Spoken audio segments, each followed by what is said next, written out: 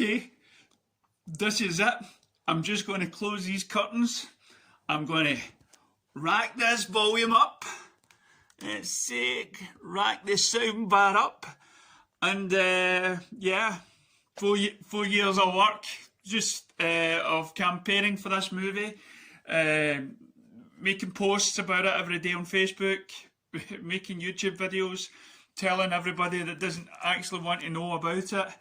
Hounding the family about it, people, you know, defending Man of Steel, defending BVS, and now we have a film that could possibly get people to reinvest in the franchise and into Man of Steel and BVS and look more deeper into its meaning. And when I say BVS, I only mean there is only one type, Batman v Superman Ultimate Edition. We were disappointed in Sky Cinema doesn't have the Ultimate Edition on that.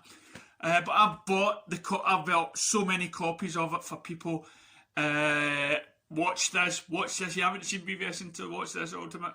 Now just think what Zack Snyder's Justice League will be like. So yeah, I'm scared. I'm nervous. I've to watch it first because like the wife she says no, I want to get out of my system first. You know, so have I got high hopes for it? Of course I do. Could there be a chance that I could be disappointed in it? No, I don't want to be. There's been sort of spoilers everywhere, and I thought, you know, something. I'm just going to take it in. I'm just going to try and take it in, and hope the next movie comes out. I mean, I already feel like I'm defending this film already, you know, against the haters and against the critics. So here we go. I'm sorry, Cat, but I have to close the curtains because what we need, total darkness. There we go. Here's the curtains closed, and I'll see you in, was it 3 hours and 50 odd minutes. Catch you soon.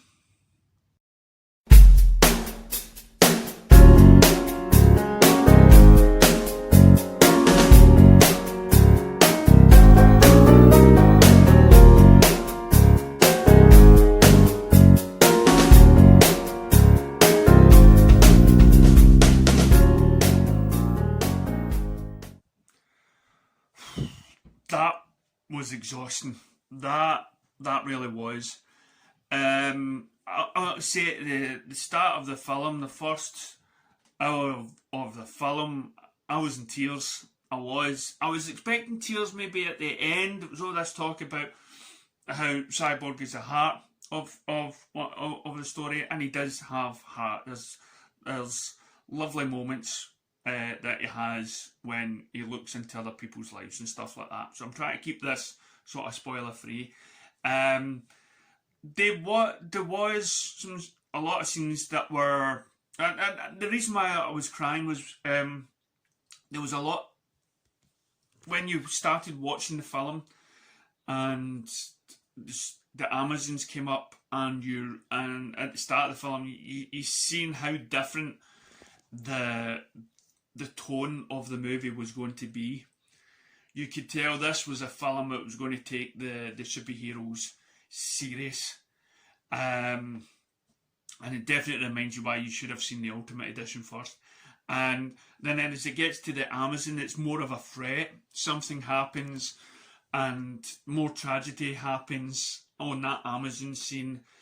And I was so excited, I was so touched. Because it just felt different.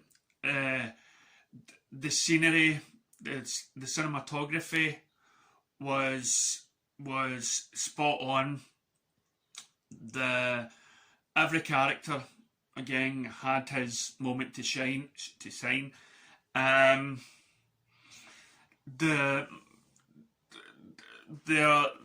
mean, I was waiting for a certain green ring to pop up, but it didn't. But another green thing did pop up. I mean, you do have it on the arm, and I saw on YouTube talking about it how Zack Snyder actually wanted to include that ring guy. You know what I mean? and but the studio kept on saying no to him. You know, it said no to Greenland, and I believe you had an actor picked out for that film, and there was a guy, I think, in the last couple of years that came forward, sort of hinting that he was the guy that was going to play him, but the studio just went no. And then again, the studio went no for the Atom. This was played by the Chinese guy that you may have seen if you've seen it. He was going to play the Atom in a spin-off movie. Wow.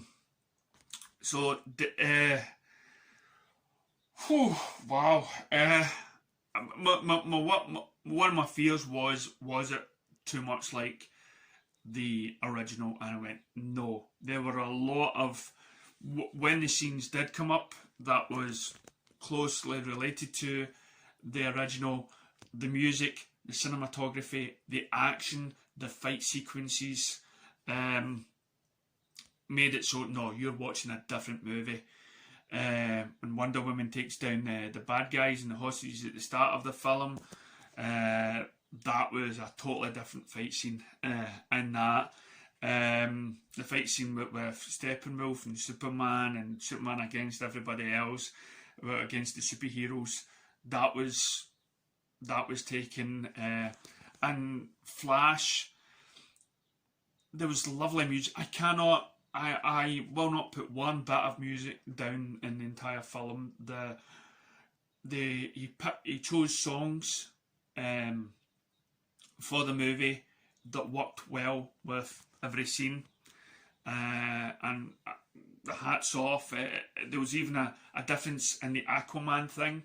It wasn't exactly icky thump or something like that as Aquaman jumps into the water, but it was still cinematic. And as we got close to the end, I'm thinking, when's this going to happen? When's that going to happen? And it all happens sort of hanging the epilogue. And does it ask you do you want more of it? Yes. You know, we all saw the trailer with the Joker and the Batman, and I was sitting there wondering, how are they going to fit this in? Are people going to get confused when he pops up? And no, you can kind of gather that, you know, as I said in the scene, you know, the sort of different timelines, sort of different what do you call it? Different Earths, so to speak. It's all in this different timelines of, if you did this, this is what happened. If you did that, this is what happened. That's a potential future for that. This is a potential future for that. But it really tells you that, you know, evil is on its way. Okay, that's what's great about it.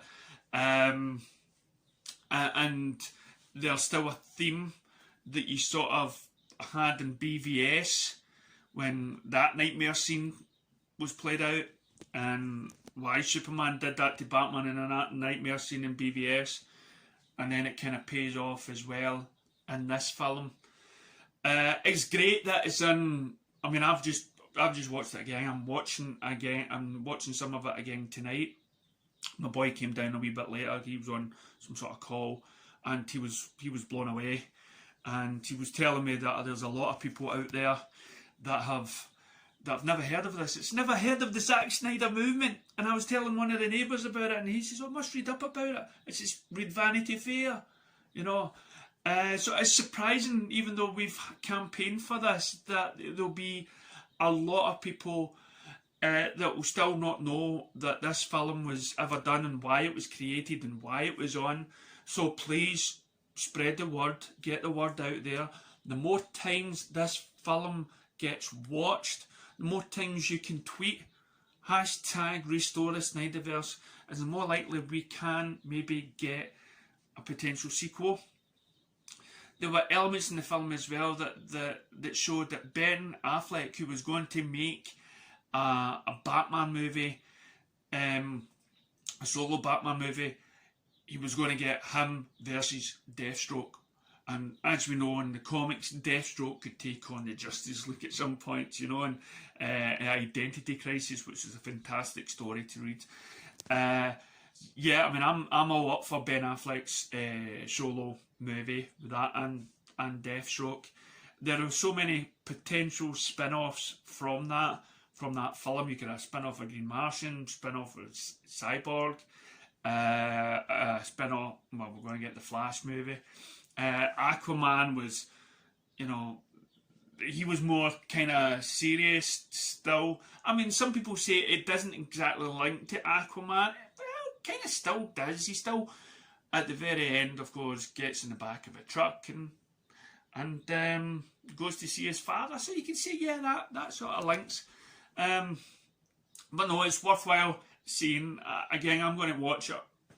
I mean, it takes up the whole day. You watch Man of Steel, Batman v Superman Ultimate Edition, and Justice League. That's your whole day. You know, that will fill your whole day from morning till night. It's probably, yeah, Justice League, BVS. I can't even put them in what bracket. What was the best one? Because for me, and Man of Steel, they're all one movie for me. They're all brilliant. They're all good. You know, I've seen people say, "Oh, BVS, Justice League is now my number one movie, and second to BVS." For me, it's all the one. You know, yeah. I mean, it was exhausting. It was exhausting to watch because you watch it for the very first time, and if you're like me, it's your hopes for the film. You think, oh, I wonder what this is. Oh, I hope I feel this way for it and this way for it. But now that you've seen it, you'll go back for the second time and you've already accepted what it is. And now you go back and then you enjoy it more and more and more and more. Has it been worth the fight? Has it been worth... Yes, and I'll tell you why it's been worth the fight. Why it's worth my 4 years of campaigning for this film is because we get our heroes, Batman and Superman. We get Darkseid, we get Green Martian, we get Wonder Woman portrayed the way we wanted, with respect, not with jokes every 2 minutes. And yeah, the jokes actually, I found myself laughing at bits in the film that really was kind of cheesy in the last ones. I actually found it funnier. But at the same time, it's still that serious tone. And yeah, I'm glad it's out there now. It will still break my heart if we don't carry on with this film, but at least it's there. At least I can hold, you know, my BVS, my Man of Steel, and my Justice League up and say, well, you can have your 20-odd Marvel movies. For me, these are all the superhero movies that I need. These are the films I'll say, listen, you think that's a movie? When do you see this? Well done, Zack Snyder. Well done for all those fans who and YouTubers and everybody else involved in making this film happen. Well done it. It's great. I'm away. Watch it again. Thanks very much.